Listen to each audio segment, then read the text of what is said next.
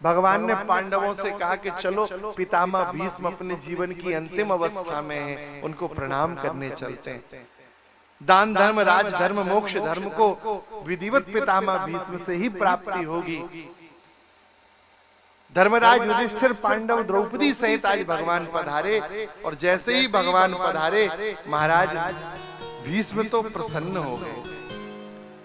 महाराज भीष्म ने कहा कि प्रभु आप कितने कृपालु हैं, मेरे जीवन के अस्तांचल में आप मुझे दर्शन देने पधारे हैं। हे प्रभु आप जैसा कृपालु कौन होगा। महाराज भीष्म जो हैं ये महान भागवत हैं और भगवान के परम भक्त हैं। महाराज भीष्म स्तुति अद्भुत स्तुति है। भगवान पधारे तो पितामह भीष्म ने भगवान को कहा कि प्रभु आप थोड़ी देर थोड़ी प्रतीक्षा करो। आहा जय हो। पितामह भीष्म कहते हैं प्रभु आप किंचित समय प्रतीक्षा करिए। और पितामह भीष्म ने दान धर्म राज धर्म मोक्ष धर्म स्त्री धर्म इन सभी का विवेचन किया, और इसी स्थान पर इसी जगह महाभारत का दिव्य रत्न भी प्रकट हुआ। इसी समय पितामह भीष्म ने धर्मराज युधिष्ठिर को विष्णु सहस्त्र नाम सुनाया। महाभारत के 3 रत्न हैं। पहला रत्न है गीता गायक गोविंद की मंगलमयी वाणी श्रीमद् भगवत गीता। हम आपको क्या बताएं, हमें तो कभी कभी बहुत दुख होता है, श्रीमद् भगवत गीता और श्रीमद् भागवत में ही लोगों को अंतर नहीं पता है। कई बार किसी से पूछो कि भैया भागवत की कथा में, हाँ बोले वही है ना भागवत की कथा जो भगवान ने अर्जुन को सुनाई थी। अरे श्रीमद् भगवत गीता महाभारत में भगवान ने अर्जुन को सुनाई है, वो गीता जी हैं। और श्रीमद् भागवत ये पुराण है महाराज, जैसे पद्म पुराण है विष्णु पुराण है, ऐसे पुराण ये महापुराण है, व्यास जी ने लिखा है। लेकिन लोगों को अंतर ही नहीं पता है। कितनी संकोच की बात है। यहीं इसी स्थान पर महाराज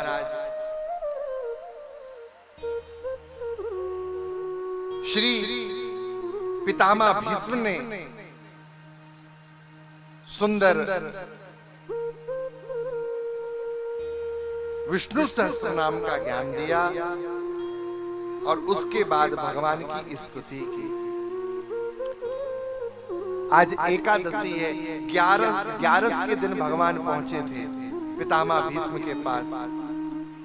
11 श्लोकों में अपने जीवन की आखिरी स्तुति गाई।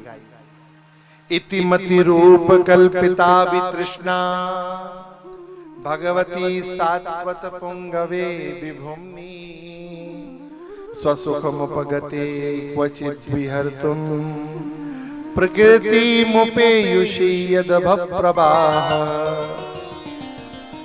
त्रिभुवन कमनं तमान वर्णं रविकर गौरवराम्बरं दधाने बपुरल ककुलावृतान नाभ्जं विजय सखे रतिरस्तो रतिस्तु में। इति शब्द से प्रारंभ की। पितामह की स्तुति में इति, मति, रति और गति ये 4 शब्दों का मिश्रण है। इति से प्रारंभ हुई। अच्छा एक बात ध्यान देना, संस्कृत साहित्य में इति जो है ना वो सबसे आखिरी में लगाई जाती है। कहा प्रभु मेरी एक बेटी है, उसका ब्याह और कर दूं, फिर आराम से मृत्यु को प्राप्त करूंगा। पांडव बोले महाराज बेटी, पितामह तो आजीवन ब्रह्मचारी है, इनका कोई ब्याह नहीं हुआ, पर बेटी कहां से हो गई। पितामह ने कहा प्रभु इति मति, मेरी ये जो बुद्धि है ना इसे मैंने बेटी के समान पालन किया है। मैंने अपनी बुद्धि को बिगड़ने नहीं दिया। मेरी बुद्धि सती बुद्धि है।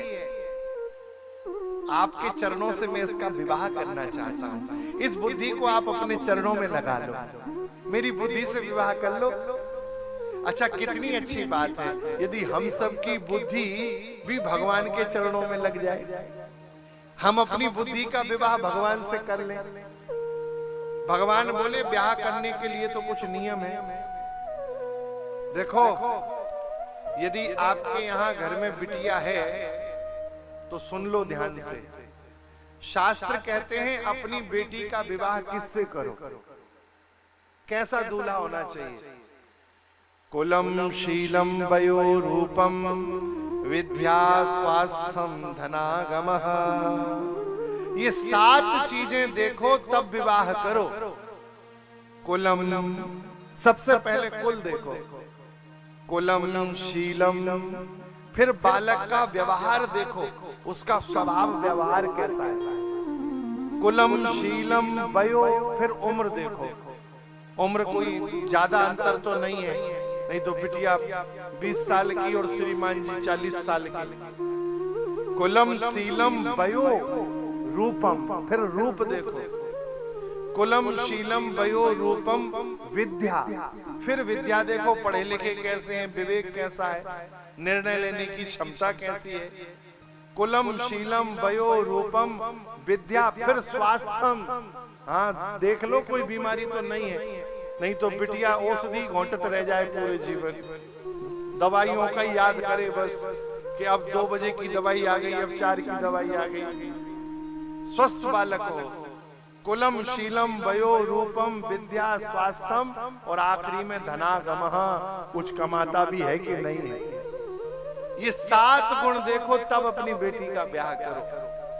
भगवान बोले हमारा तो पहला ही नंबर फिसल जाएगा। कोई कहता है हम वसुदेव जी के पुत्र हैं, कोई कहता है नंद बाबा के पुत्र हैं। हमारा तो कुल का ही निश्चय नहीं है। हंसने लगे पितामह भीष्म। पितामह ने कहा, प्रभु त्रिभुवन कमनम तमाल वर्णम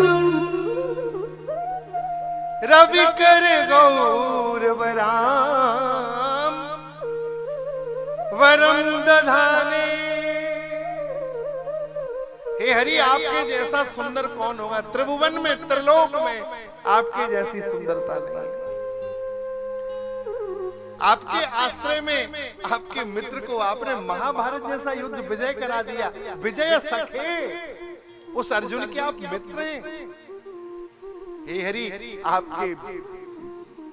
आपके बल को, आपके पौरुष को, आपके रूप को, कितनी महिमा हम आपकी गाएंगे। आप अनंत हैं। हमारी बुद्धि आप अपने चरणों में लगा लें। फिर तो युद्ध की घटना याद की पितामह भीष्म ने।